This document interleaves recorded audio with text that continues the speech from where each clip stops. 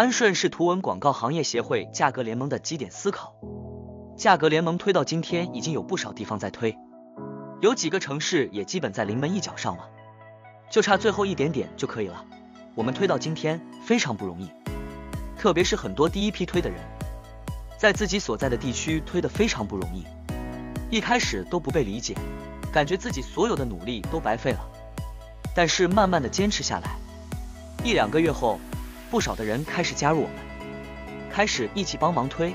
那个时候才会看到曙光。很多时候地区负责人没有我那么大的信心，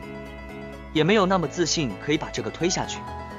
所以他们总是不断的在煎熬，真的非常不容易。我非常感谢他们为自己所在行业所做的努力。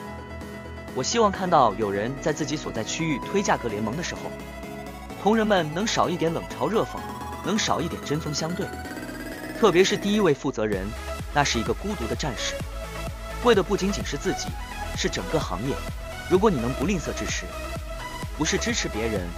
而是给自己和行业一个机会，一个可能让自己轻松生活、有尊严生活的机会。海口市和娄底市还有遵义市应该也会在最近开始扫街了。如果有当地朋友愿意一起的话，可以联系当地负责人。没有别的，只不过希望这个行业好一点。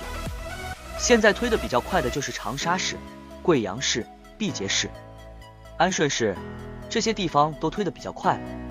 其他地方也要快点了，特别是那些还没有开始的地区。虽然安顺市比较快，但是有一些东西确实让我不是很放心，有些东西和开始的设置很不一样，我觉得有些东西会越走越偏，走到最后面目全非。一开始价格联盟在安顺市推的时候就很怪异，他们开始就有了会长，这一点我不太明白，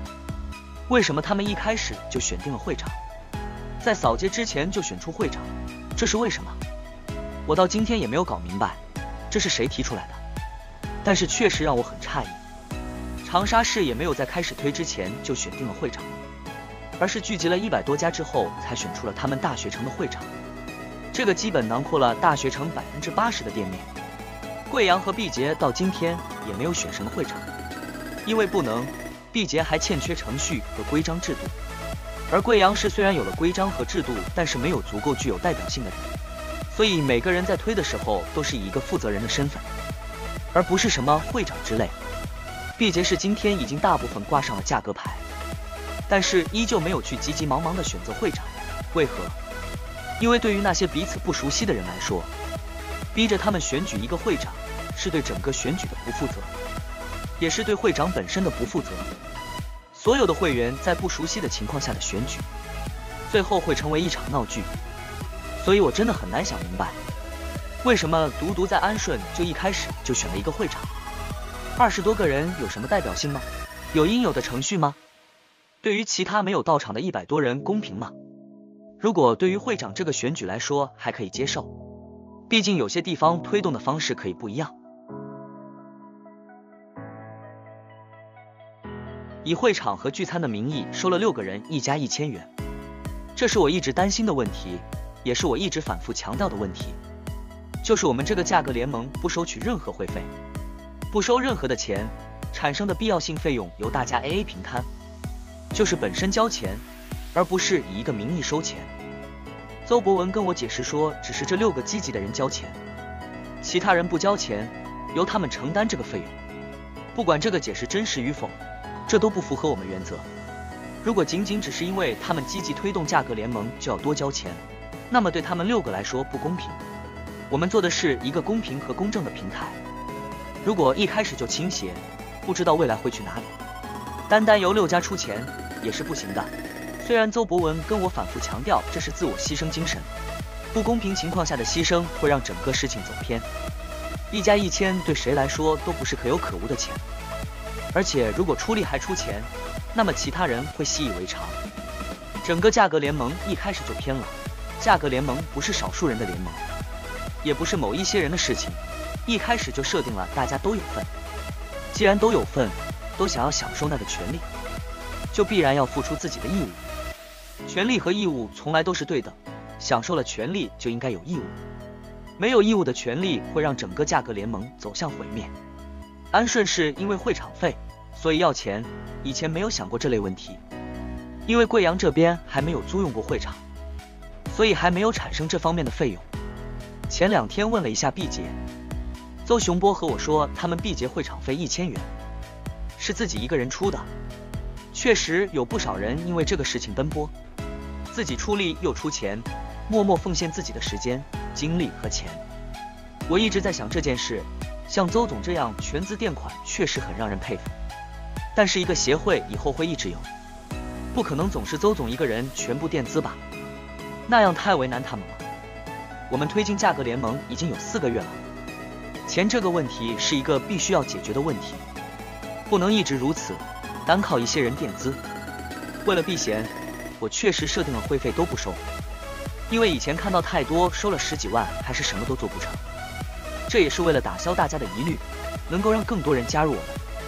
但是我们确实有不少地方还是需要用到钱，出于公平和平等原则，既然大家都想完成这个价格联盟，享受在这个协会里面的权利，那么每个人都应该就每一项必要开支出钱。所以经过毕节和安顺这段时间推的经验，我总结以下几点，声明如下：一、协会在确立了一个必要项之后，必须出钱部分，可以向整个协会会员收取必要项的开支，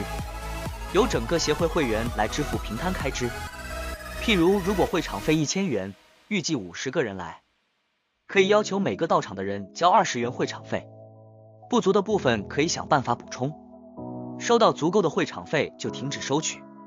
如果有多余的结余，可以用在下一项的项目中。出钱是你的义务，没有一个人可以只享受权利而不需要有义务的。2、这就是本身收费，谁参与谁交费。譬如如果有必要聚餐，只有参与聚餐的人需要交钱，平摊聚餐费，至于没有参与聚餐的人不需要缴纳任何费用。3、不管选举和议事都必须在规定程序下进行，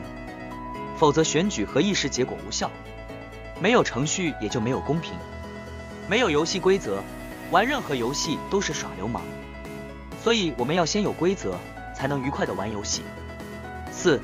为了方便管理，可以增设代表制的理事会，这样来平衡大家时间不足和精力不够。这个代表理事制度我将会在下一篇文章中详细论述。我们处在一个不断试错、不断改进的过程，我们的目标只有一个，就是推动价格联盟。中间遇到的问题不是放弃的理由，而是我们要解决的东西。现在已经有96位发起人了，完成了第1个小目标。如果你也有意向，可以选择加入我们。非常感谢大家的支持，这个事情对所有的从业者都是好处多多，希望大家不要吝啬支持。我的微信with198966，我的邮箱2903298180@qq.com， 欢迎加入我们，支持图文广告行业价格联盟，点赞、关注、